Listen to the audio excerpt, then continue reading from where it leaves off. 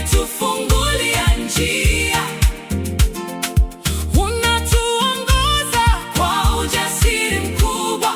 Tunakushukuru, tunakupenda, Mlata wetu. Mikono yako inalinda CCM yetu, moyo wako na huruma na ndugu zetu. Kila shina, kila tawi, jina ni Martha Mlata.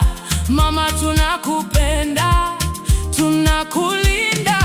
Mwenyekiti Martha Mlata, umetufungulia njia, unatuongoza kwa ujasiri mkubwa. Tunakushukuru, tunakupenda, Mlata wetu.